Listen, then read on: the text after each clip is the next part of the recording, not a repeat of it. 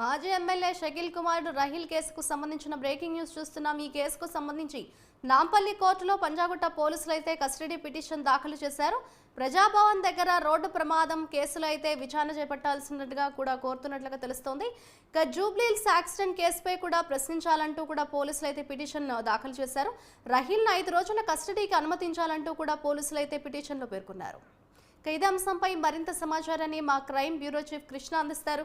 కృష్ణ, చెప్పండి, నాంపల్లి కోర్టులో అయితే మాజీ ఎమ్మెల్యే షకీల్ కుమారుడు రహీల్ కేసుకు సంబంధించి పోలీసులు పిటిషన్ దాఖలు చేసినట్లు తెలుస్తోంది. దీనికి సంబంధించిన డీటెయిల్స్ ఏ విధంగా ఉన్నాయి? ఏదైతే టీఆర్ఎస్ మాజీ ఎమ్మెల్యే షకీల్ రహీల్ కస్టడీ కోరుతూ కాసేపట్లో పంజాగుట్ట పోలీసులో నాంపల్లి కోర్టులో పిటిషన్ దాఖలు చేస్తున్నారు. ఈ ప్రజాభవన్ వద్ద రోడ్డు యాక్సిడెంట్ ఏదైతే జరిగిందో ఆ యాక్సిడెంట్ జరిగిన తర్వాత ఈ రాయల్ అనేది పరారు కావడం, పోలీసుల కస్టడీ నుంచి పరారు కావడం జరిగింది. అంతేకాకుండా తాను తెలిసింది మధ్యమత్తులో వాహనాలు నడపడమే కాకుండా ఈ కేసులో తనకు బదులు మరో వ్యక్తిని ఆ కేసులో కోర్టుకు అంటే పోలీసులు హాజరుపరిచి అతను జైలు పాలు చేసే ప్రయత్నం చేశారు. దీనికి పంజాగుట్ట సిఐ దుర్గాప్రసాద్ కూడా పెద్ద ఎత్తున డబ్బులు తీసుకొని సహకరించే ప్రయత్నంలో కొత్తకోట శ్రీనివాస్ రెడ్డి సిపి ఈ విషయం తెలిసి పంజాగుట్ట సిఐని సస్పెండ్ చేయడమే కాకుండా మొత్తం పోలీస్ స్టేషన్ లో ఉన్న సిబ్బందిని అందరినీ కూడా ట్రాన్స్ఫర్ చేసిన సంగతి తెలిసింది.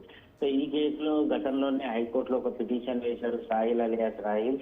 తనని ఏదైతే పోలీసులు తన పైన నమోదు చేసిన ఎఫ్ఐఆర్ అవసరమని దాన్ని కొట్టివేయాలంటూ కోర్టులో పిటిషన్ వేయడం, కోర్టు కొన్ని సూచనలు చేస్తూ ముందుగా విచారణకు హాజరు కావాలని చెప్పి ఆదేశాలు ఇచ్చింది. అయితే హైకోర్టు ఇచ్చిన ఆదేశాలు అనుకున్న తను బేఖాతారు చేయడమే కాకుండా తన పైన పోలీసులు ఏదైతే లుకౌట్ నోటీస్ అనేది ఇవ్వడం జరిగిందో దాన్ని రద్దు చేయాలని ఒక పిటిషన్ వేశారు. దాన్ని కూడా హైకోర్టు తోసిపుచ్చడం జరిగింది. అయితే ఈ క్రమంలోనే అతను దుబాయ్ నుంచి హైదరాబాద్ వస్తున్నాడని ఆ స్నేహితుల పైన నిఘా పెట్టిన పోలీసులు మొత్తానికి శంషాబాద్ ఎయిర్పోర్ట్ లో ప్రయత్నించిన వెంటనే ఈ రాయల్ ని అరెస్ట్ చేసి వెంటనే అక్కడి నుంచి నేరుగా ఉస్మానియా వైద్య పరీక్షలు నిర్వహించిన తర్వాత మేజిస్ట్రేట్ కి హాజరుపడతారు.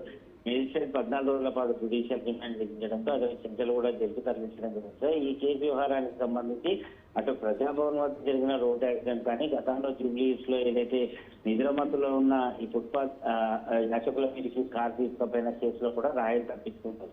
ఈ క్రమంలో ఈ 2 కేసుల వ్యవహారానికి సంబంధించి విచారణ చేయాలి. ఖచ్చితంగా అన్న విషయం పైన కస్టడీ 5 రోజుల పాటు కస్టడీ కోరేందుకు నాంపల్లి కోర్టులో ఇప్పటికే అధికారులు పంజాగుట్ట పోలీసులు పిటిషన్ కూడా దాఖలు చేశారు.